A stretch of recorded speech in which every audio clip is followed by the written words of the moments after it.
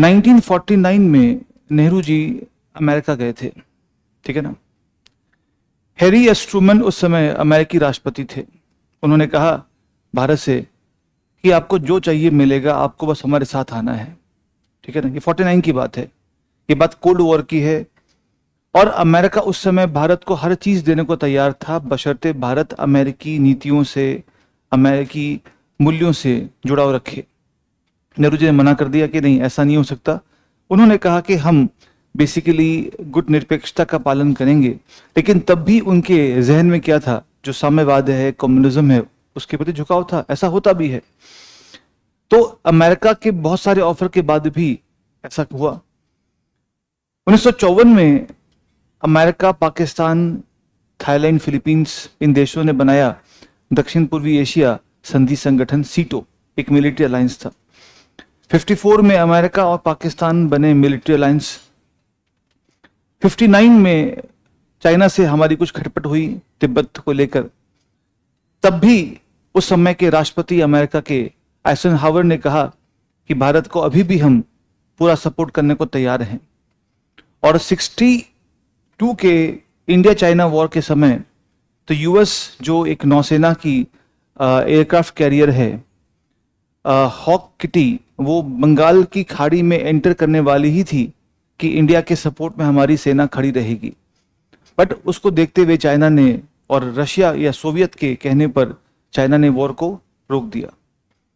कहने का मतलब यह है कि भाई हमारे रिलेशंस नाम के तो हैं कि हमने दोनों से, जो क्वेश्चन आपका भी है कि दोनों के साथ हमारे रिलेशंस हमने बैलेंस तो किए, बट फिर भी हमारे नीतियों में झुकाव सोवियत का रहा।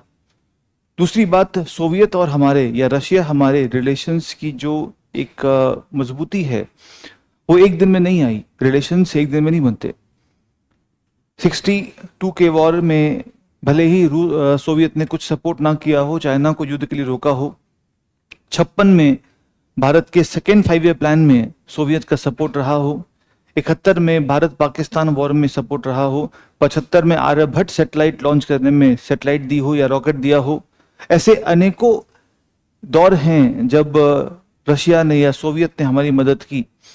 इनसे बनते बनते बनते आज इंडिया रशिया रिलेशंस क्या हैं, मजबूत हैं, अचानक से नहीं आए। और ऐसा भी नहीं है कि बिल्कुल हम 47 से ही विथ रशिया सोवियत थे।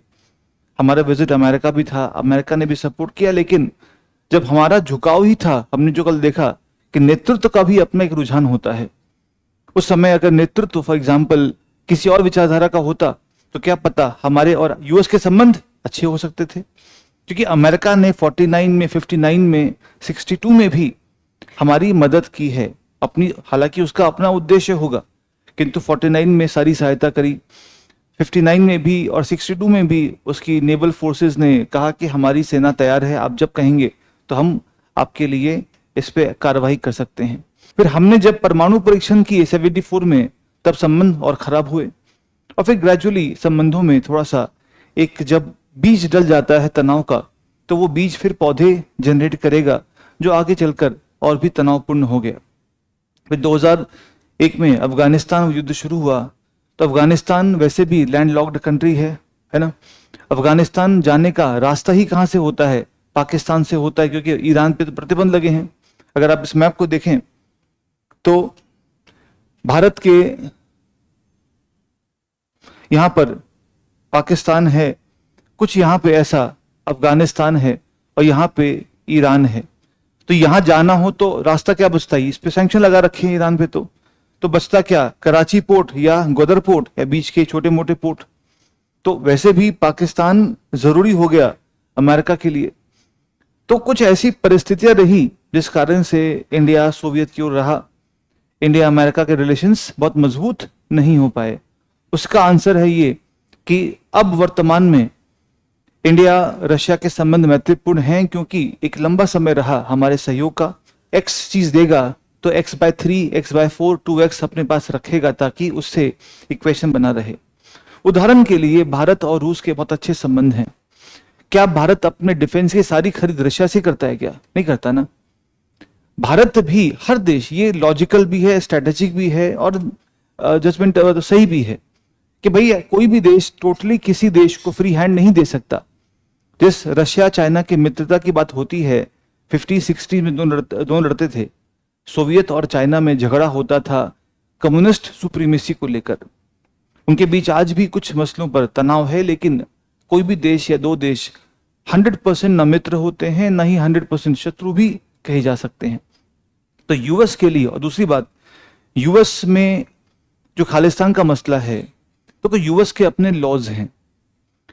लॉज है, मान लीजिए उदाहरण के लिए, आज से कुछ वर्ष पहले भारत में समलैंगिकता पर प्रतिबंध था, एक अपराध होता था, अमेरिका में अलाउड था।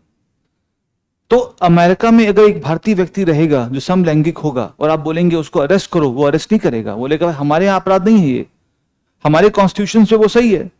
तो रिलेशंस जो होते हैं कभी भी ब्लाइंड नहीं होते हैं। रिलेशंस में हर देश, इंडिया रशियाई क्यों ना हो, इंडिया इजरायली क्यों ना हो, राइट, उनमें एक एलिमेंट ऐसा होता है जो उनको बांध के रखता है, समझ गए आप, वरना मनमानी शुरू होगी और फिर वो तनाव में तब्दील हो जाएगा। समझ गए बात। अब एग्जाम की तैयारी को और बेहतर करने के लिए हमारे चैनल को लाइक, शेयर और सब्सक्राइब करना ना भूलें।